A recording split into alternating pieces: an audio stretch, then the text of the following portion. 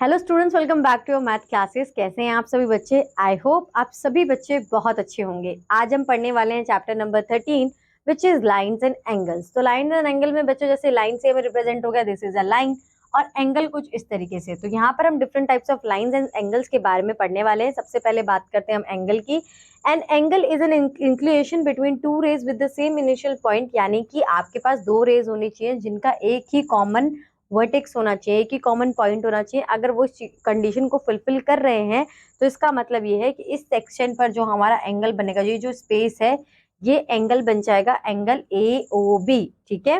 Now supplementary angle. Supplementary angles का बच्चों मतलब ये होता है कि जो दो एंगल्स को अगर हम सम करें तो उनका जो सम आए वो that is equal to 180 degree. Complementary angle का मतलब कि दो एंगल्स को जब हम सम करें तो उनका सम आए 90 डिग्री। ठीक है।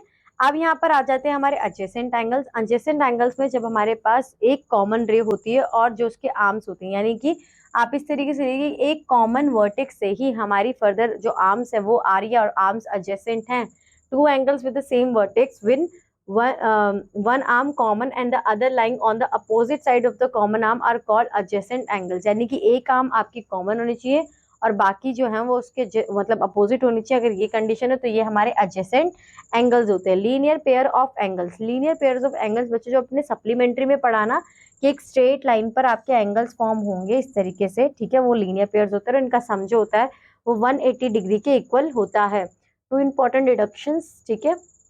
अब यहाँ पर हमारी बात आ जाती है from the above result the sum of all angles form on the same side of a line at a given point on the line is, यानी कि इन तीनों का जो सम होगा बच्चों वो भी हमारा 180 डिग्री होगा।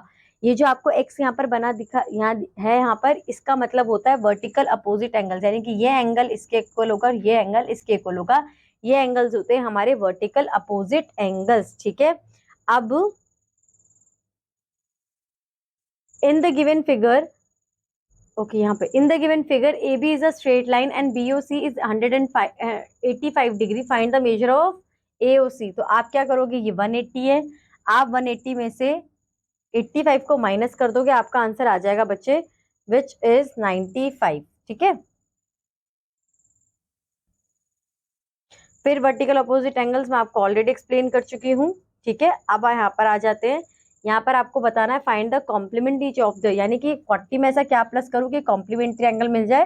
तो यानी कि 90 डिग्री का एंगल, तो 40 प्लस 50 करेंगे, आंसर आ जाएगा 37 में क्या करूँ कि 90 डिग्री का बन जाए। तो 30 है, 37, 40, 50, 43 आप ऐड करोगे तो 90 डिग्री का बन जाएगा। अब यहाँ पर सेम सप्लीमेंट्री एंगल के लिए बोला है तो यहाँ पर हम क्या प्लस करेंगे कि सप्लीमेंट्री बन जाए 60, 125 हम यहाँ पर प्लस करेंगे, यहाँ पर 30 करेंगे। ठीक है। Find the angle which is equal to it supplement.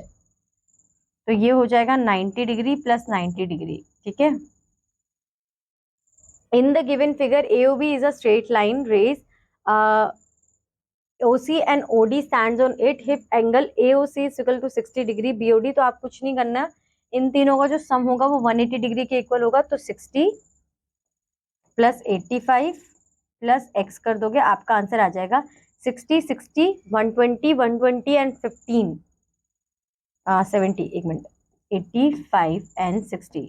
तो आप इनका एडिशन कर दोगे, यहाँ पर आ जाएगा 5 और 6, 6 हमारा 12, 13, 14, तो 145 आपका आंसर आएगा। 145 का आप 180 से माइनस करोगे 150, तो यहाँ पे आंसर आ जाएगा 35। ठीक है। तो आपका आंसर 35 होगा।